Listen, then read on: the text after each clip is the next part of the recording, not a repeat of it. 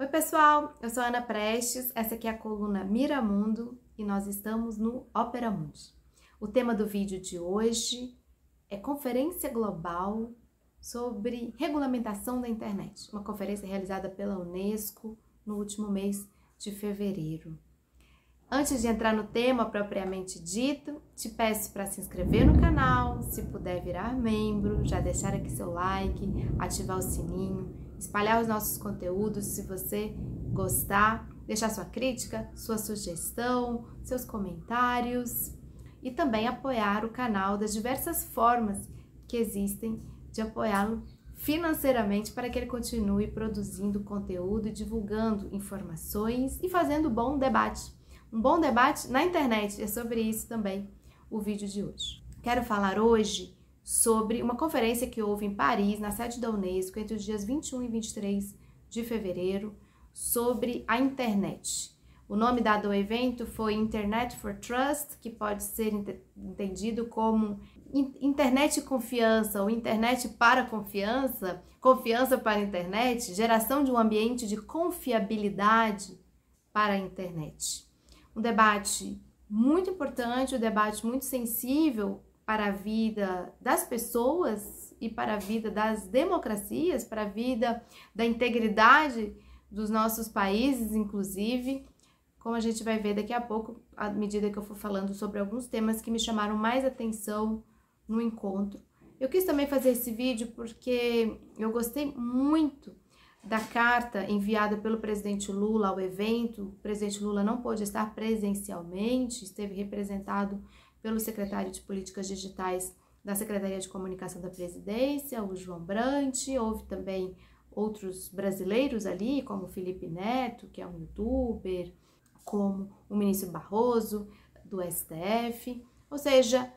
o Brasil esteve ali também representado com atores importantes e com essa fala do presidente Lula que me chamou a atenção e que eu vou falar sobre ela ao final, porque eu acho que ela deixa mensagens importantes de como o Brasil pode incidir sobre esse debate. Então foi um encontro que aconteceu, como eu já disse, na sede da Unesco, em Paris, envolveu cerca de 4.500 pessoas, entre as que estavam presencialmente e as que participaram online. Tinha como tema questão de confiança em internet, geração de confiabilidade na internet. Partiu de um pressuposto que não é de se estranhar, principalmente vindo da Unesco como anfitriã do encontro, de que os direitos humanos podem ser a premissa básica a partir de onde partimos para um debate sobre internet. Lembrando sempre que o debate sobre os direitos humanos também é um debate muito sensível nesse mundo capitalista que nós vivemos hoje e diante também de todas as diferenças e de todas as contradições que existem no sistema mundial, na nossa configuração geopolítica atual. Não vou entrar nesse debate aqui hoje, mas é sempre bom levantar isso, do que se entende por direitos humanos, de como também os direitos humanos muitas vezes podem ser utilizados para enviesar o debate, mas ali, naquela conferência, partiu-se desse pressuposto: direitos humanos, liberdade de expressão, responsabilização também por aquilo que se expressa, por aquilo que se informa, por aquilo que se diz nas redes. Primeiro, o encontro como um ponto de partida para a organização de um diálogo global que guie ou que possa guiar a regulação da internet pelo mundo. Como eu já disse, com os direitos humanos reconhecidos como uma base comum para o início dessa construção e com a construção ou a formação de alguns pressupostos básicos para o desenvolvimento dessa regulamentação. Algumas falas que me chamaram a atenção, e uma mesa em especial em que estava a Prêmio Nobel da Paz de 2021, a Maria Ressa, uma jornalista filipina, de como ela descreveu como a desinformação e as fake news caminham de uma forma, de uma velocidade muito, muito mais rápida do que os fatos mesmo vão acontecendo, ou que se dão a conhecer os fatos. A forma como o Felipe Neto, que estava nessa mesa, abordou esse tema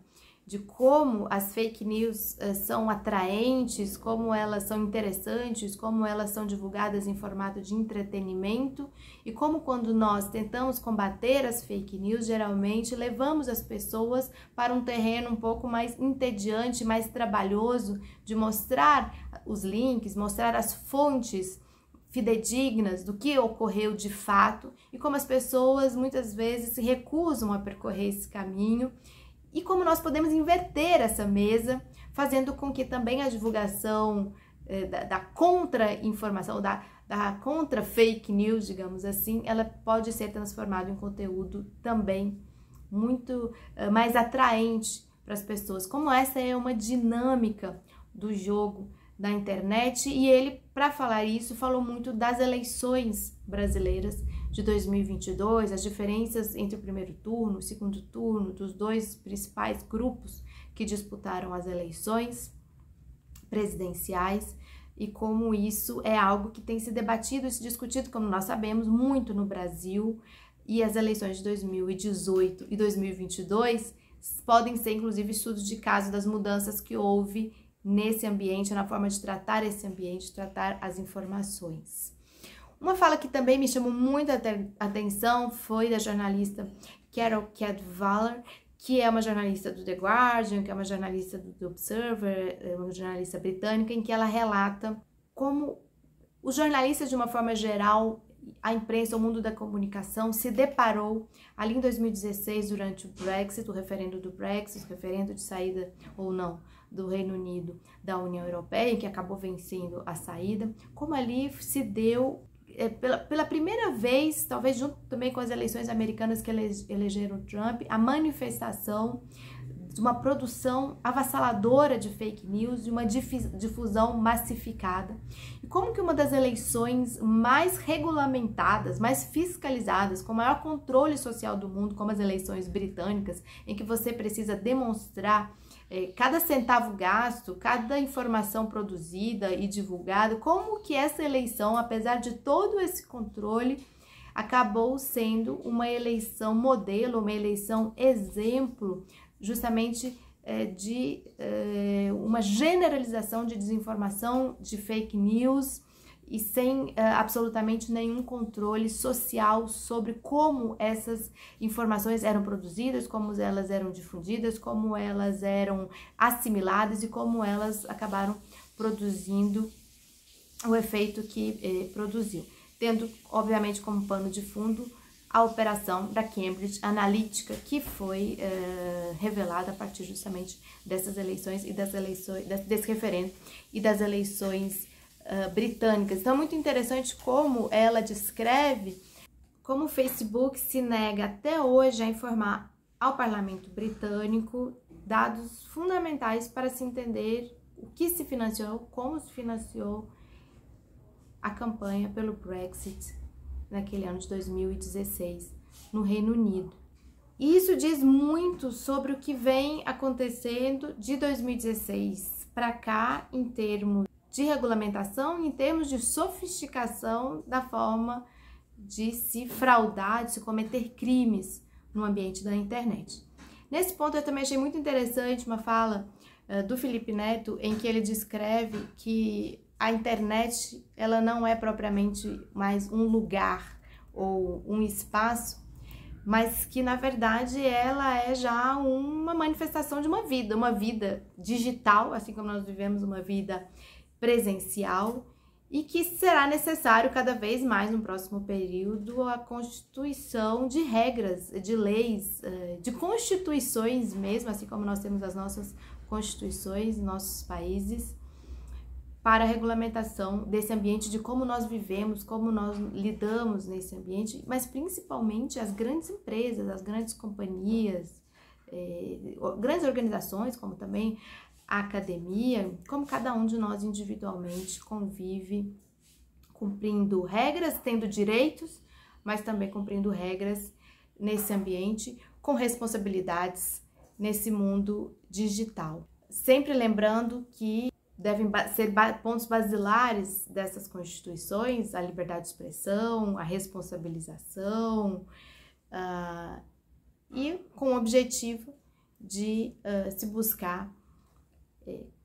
conter, mitigar, punir, minimizar ao máximo o cometimento de crimes, o tráfico de dados indiscriminadamente, dados pessoais, dados privados, e a elevação de riscos, como a gente percebeu no último período, as dinâmicas internas democráticas de vários países. Nesse sentido, já há algumas iniciativas que inclusive foram elencadas durante o encontro em alguns países, especialmente países da Europa, em que se exige das plataformas e das redes sociais a informação sobre quantidade de usuários dessas plataformas, a informação sobre e pedido de relatório de como se dá a moderação do fluxo de fake news e apuração do que é desinformação e da forma como isso está sendo financiado. Algo que eu achei fundamental, que é a abertura dos algoritmos, que essas empresas, elas demonstrem o que são esses algoritmos, por que determinados temas e assuntos aparecem com maior proeminência, com maior destaque, para se pôr fim a essa salvaguarda praticamente que existe de que sempre a culpa é do algoritmo, como se o algoritmo fosse um ente fantástico, um ente que escape de qualquer possibilidade de fiscalização, de controle. Esse talvez seja um dos pontos mais sensíveis. E uma série de penalidades, uma série de punições, uma série de formas de fazer com que essas plataformas, essas redes, em suas diferentes modalidades, elas sejam responsabilizadas.